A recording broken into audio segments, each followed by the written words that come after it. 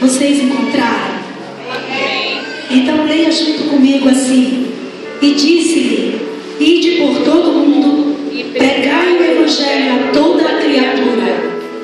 Repita comigo. E disse-lhe: ide por todo mundo, pregai o evangelho a toda a criatura. Você leu? E disse-lhe: ide por todo mundo, pregai o evangelho a toda a criatura. Pode se assentar, igreja. Igreja de Deus, essa foi a despedida do Senhor Jesus antes de ser levado aos céus, ao seu lugar de origem. Ele olhou para os seus discípulos e disse: ide por todo mundo, pregai o evangelho a toda a criatura. Naquele momento, aqueles discípulos estavam deixando de ser discípulos, alunos, para ser apóstolos do Senhor. Ou seja, tudo que eu aprendi, hoje eu vou pôr em prática. Tudo que eu aprendi com o Senhor Jesus. Esta linda despedida para o Senhor Jesus alcança as nossas vidas também. Porque esse ide não foi apenas para os discípulos, mas vai para todos nós que aceitamos o Senhor Jesus e passamos a conhecer o Senhor Jesus como nosso Salvador. Nós temos que ter a responsabilidade de ir e pregar o evangelho a toda a criatura. Eu gostaria de dizer que quando o Senhor Jesus disse para ir e pregar o evangelho a toda a criatura, Ele não disse que vá e pregue e faça acepção de pessoas, mas Ele disse que você pregasse o evangelho a todas as raças, pessoas de todas as cores, de todas as culturas e de todos os idiomas. Ele disse: vocês vão e preguem o evangelho a todos, porque a vontade de Deus é que toda a sua criação seja salva. E a vontade de Deus é tão grande que toda a nação seja salva, que todo aquele que Ele criou seja salvo, que Ele fez, Ele enviou o seu Filho para morrer por todas as pessoas. O sangue de Jesus Cristo é suficiente para limpar o pecado do mundo inteiro e tornar todo mundo, todas as pessoas da terra, salvos e para que todas morem no céu. Mas eu te digo que só é eficiente para quem crê no sacrifício do Senhor Jesus e para quem obedece o Senhor Jesus. Existe uma diferença entre suficiência e eficiência. E nesta noite eu gostaria de dar uma informação à igreja. Eu acredito que muitos aqui conhecem o que vou falar, mas eu senti no meu coração de passar isso para a igreja. Que guerra existe? As guerras de Israel. Por que existe as guerras de Israel? Do povo de Israel contra o povo islâmico? Porque se eles são irmãos sim, porque o povo de Israel são filhos de Abraão e Sara, são os filhos de Isaac, que formam a nação de Israel, o qual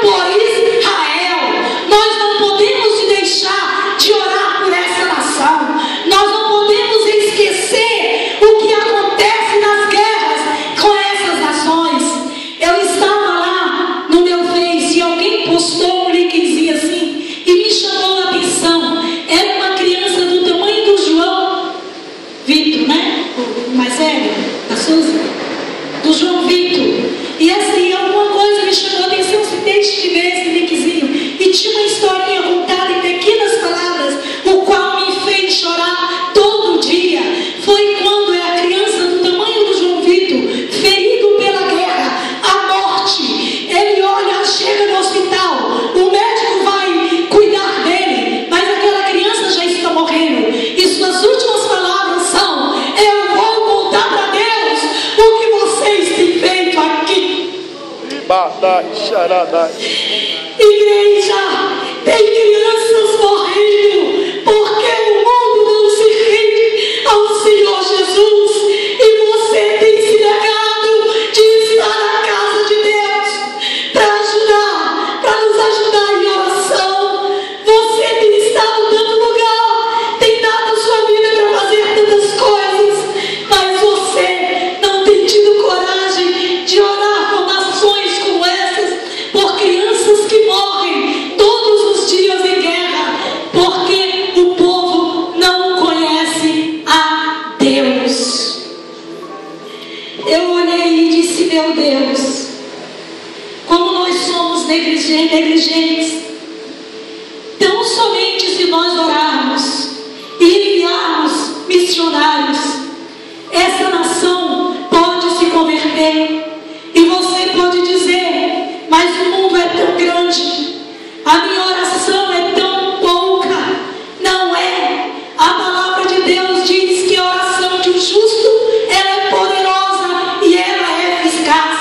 Você é pequeno, sim, graças dou a Deus, porque você, como eu, nós somos pequenos, sim, mas você serve um Deus grande, que criou e formou todas as nações, e que Ele pode usar a minha vida, pode usar a sua, pode ouvir a minha oração, pode ouvir a sua oração, e está salvando aquela nação que tanto precisa de Deus. Igreja,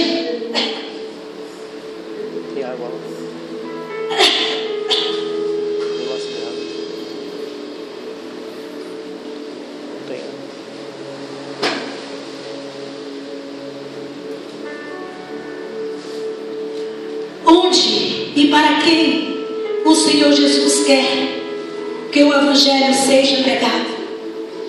Ele disse que em todas as nações, em todo o mundo, em todas as aldeias e em todos os lugares, sem acepção, o Senhor quer que o Evangelho seja pregado em todo o mundo. E de quem é esta obrigação de pregar o Evangelho? E por quê?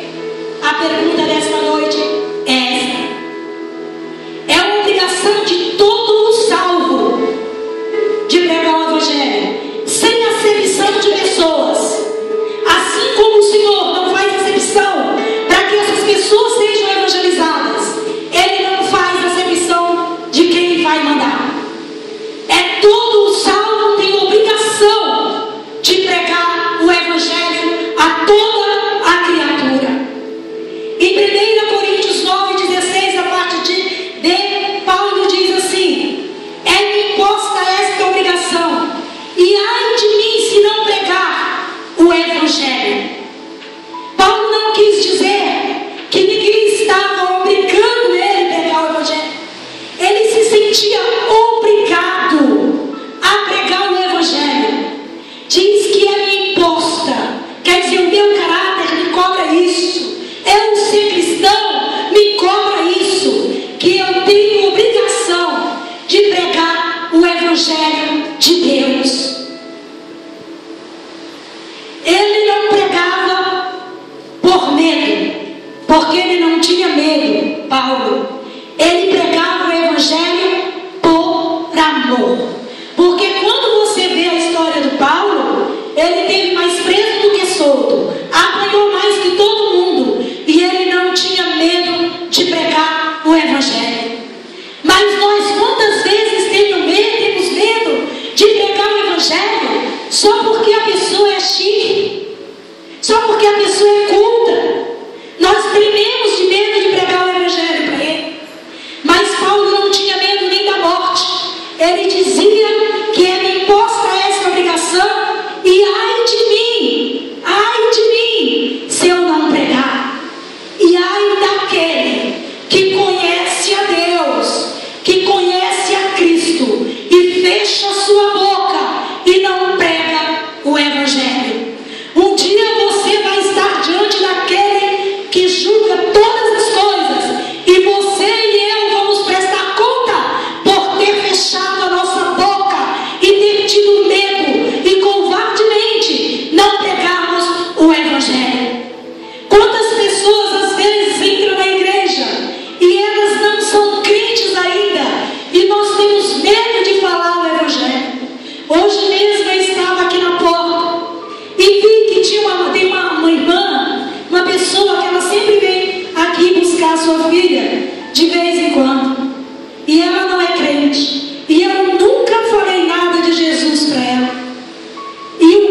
compreendeu como ela precisa de Deus.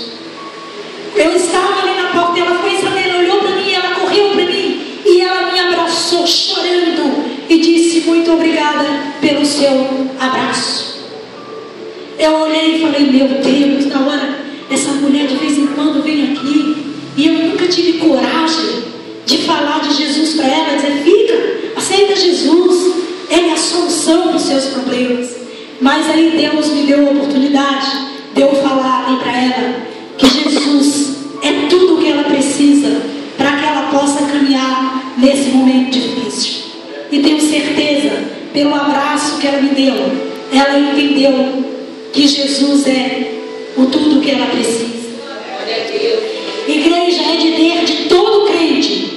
2 Timóteo 4:1-2 diz: conjuro-te, quer dizer, ordeno-te, conjuro-te quer dizer, pois diante de Deus e do Senhor Jesus, que pregues a palavra de Deus.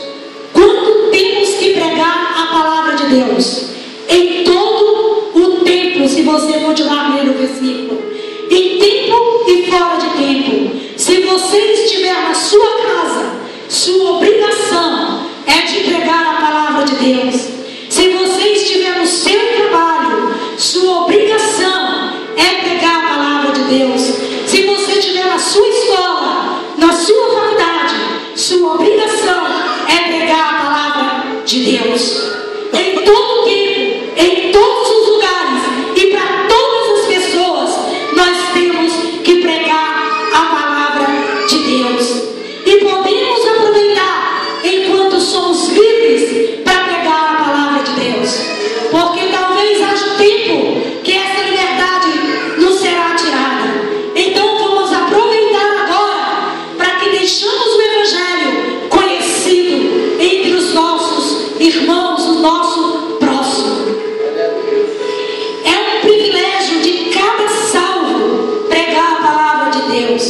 Mateus 10:32 diz: qualquer que me confessar diante dos homens, eu confessarei diante do meu Pai. Qualquer um. O Senhor Jesus diz que olha que privilégio.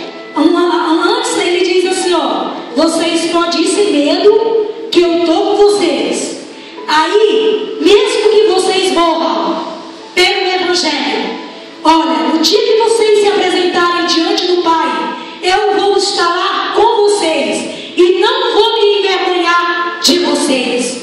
Mas se vocês se envergonhar de pregar a minha palavra, quando vocês estiverem sendo julgados diante do Pai, eu não conheço vocês, eu tenho vergonha de vocês. É isso bem claro que diz a palavra de Deus, o sentido do texto.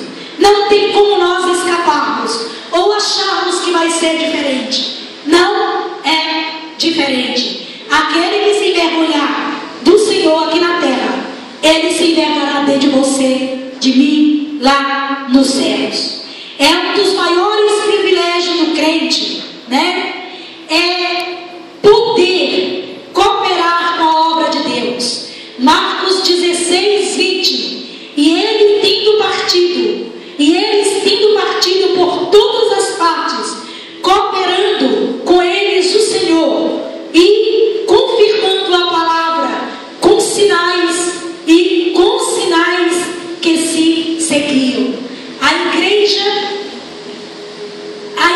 olha o privilégio quando você sai do pregar o Evangelho. Posso te garantir que Deus está com você. E um dos melhores privilégios é quando você está fazendo a obra de Deus e a obra de Deus está sendo confirmada, que Deus está ali com você. Quando é que essa obra é confirmada que Deus está com você? Quando essa obra tem êxito, quando você ora e Deus faz o milagre, quando você impõe as mãos e os demônios saem, quando você prega a palavra de Deus e almas aceitam o Senhor Jesus, quando você fala de Jesus e as pessoas aprendem quem é Jesus, está sendo confirmado que o Senhor está com você. E não existe privilégio maior do que Deus estar conosco.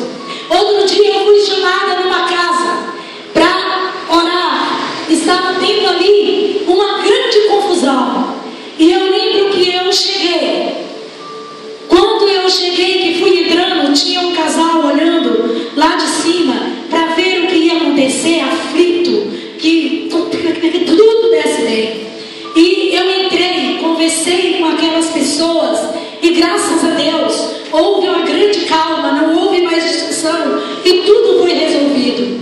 Então, no outro dia, aquele casal me encontrou e olhou para mim e disse assim: Fátima, quando você chegou aqui, olha a responsabilidade do crente, olha a sua responsabilidade, crente. Quando você entrou, eu olhei e disse assim: vamos nos acalmar, porque eu vi Deus. Meu Deus, quando essa pessoa falou isso para mim, eu me senti tão pequena e tão honrada por Deus, que você não pode nem imaginar o privilégio que é alguém olhar para você e dizer: eu vi Deus. Ela diz: ela viu Deus, ela viu o próprio Deus. Sim, eu vi Deus nessa pessoa. Ela entrou e o meu coração se acalmou. E ela descrevia a calma, a paz que ela passou a ter, porque chegou um servo de Deus. Aí eu digo para você: meu Deus, eu não tenho nada nesse mundo do que eu possa me orgulhar. Eu não tenho nenhum bem nesse mundo. Eu não tenho cultura, nenhum curso superior para que eu possa apresentar para vocês e dizer: eu sou doutorada nisso ou naquilo. Eu não tenho nenhum bem material que possa me orgulhar, mas eu tenho o maior bem que o homem pode ter na terra. Eu tenho a presença de Deus na minha vida, e isso me basta. E o que você mais tem que desejar na sua vida é ter a presença de Deus na sua vida. Quando você entrar no lugar, a tempestade tem que se acalmar, porque o Senhor Jesus, Ele te honra, Ele está com você. Aleluia. É uma responsabilidade de cada crente. Diz assim 1 Timóteo 2,4: quer a todo homem se salve e venha ao conhecimento da verdade. Ele quer que todo homem se salve. Pode ver aí, ele não faz acepção de pessoas. O Senhor não quer que ninguém vá para o inferno. Ele quer que todos se salvem. A palavra de Deus é glória. Quer que todo homem se salve e venha ao conhecimento da verdade. E Ezequiel 33:8 diz: se tu não falares para desviar o ímpio do seu caminho, morrerá este ímpio na sua iniquidade, mas o seu sangue eu derramarei, eu demandarei da sua mão. A palavra de Deus que Deus disse a Ezequiel, quando mandou ele avisar Israel da situação que Israel estava vivendo, ele diz assim: eu vou te levantar com uma atalaia, ô Ezequiel, mas você vai lá e avisa o homem do pecado. Se por acaso ele não se converter e ele morrer naquele pecado, tudo bem, mas se você não avisar que o homem está em pecado, que ele não vai para o céu, se ele não reconhecer o Senhor Jesus como seu único e suficiente Salvador, e eu e você não avisar isso para este homem, ele pensar que ele vai ser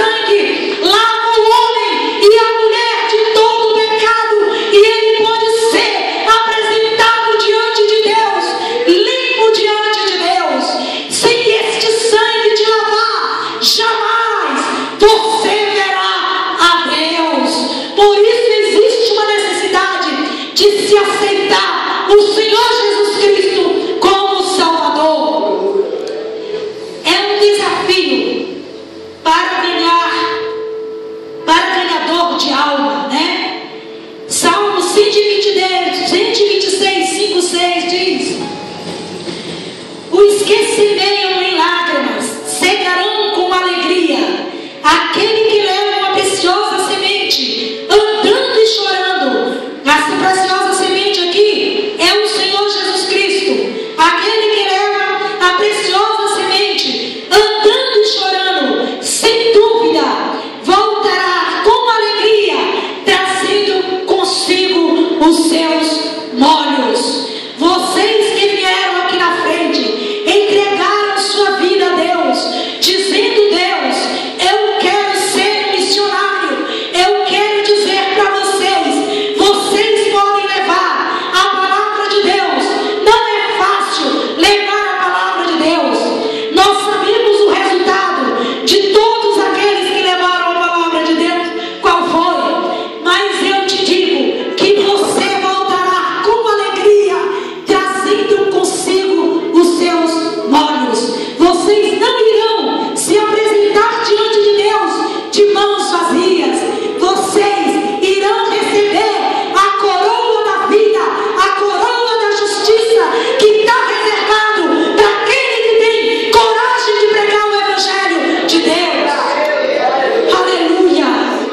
É uma dívida de todo o crente. Romanos 1, 14 e 15. Eu sou devedor, diz Paulo, de gregos e de bárbaros.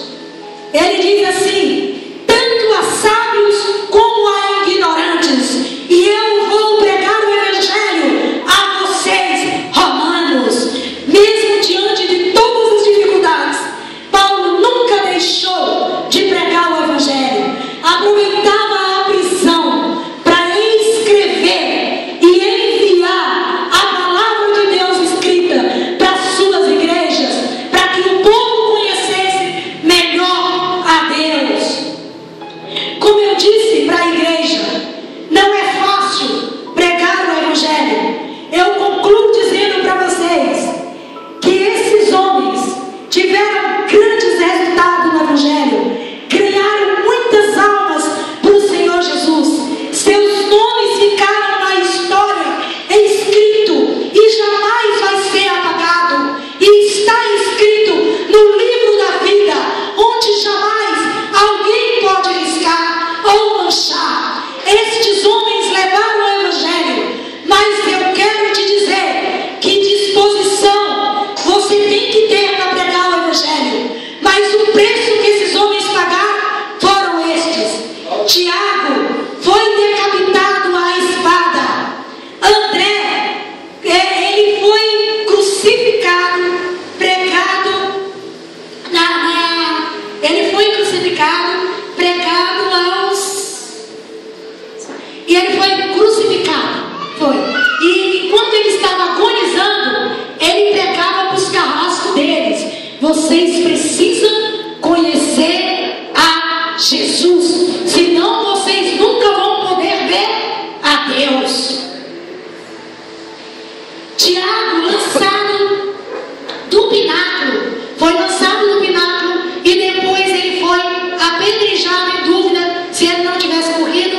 Agora você morre mesmo. Mateus foi também a espada. Bartolomeu, ele foi esfolado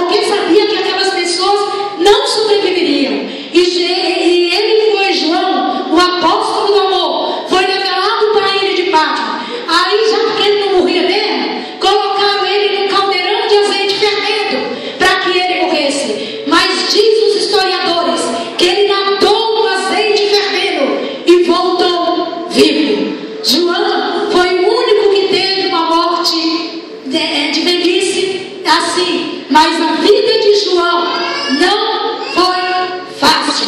É só para vocês meditarem aí. Se você e eu não devemos ou não orar, temos obrigação de orar pelos nossos missionários, pelos países, ou não temos?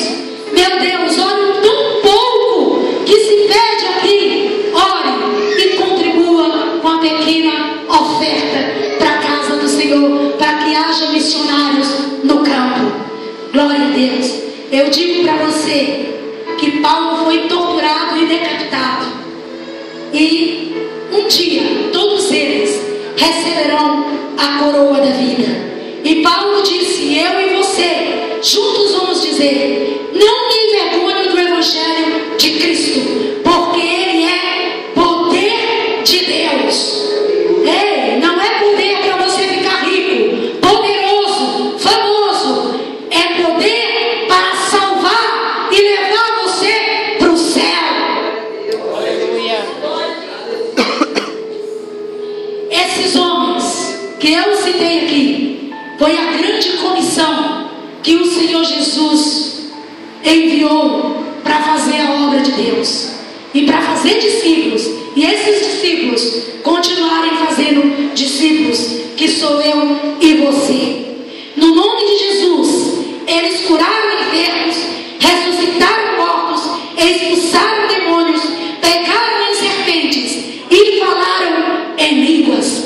Tudo aquilo que o Senhor Jesus prometeu, que esses sinais acompanharão aos que querem, eles tiveram o privilégio de viver. E você e eu podemos ter esse privilégio se tão somente entregarmos nossa vida a Deus, dispostos a fazer com seriedade a palavra de Deus.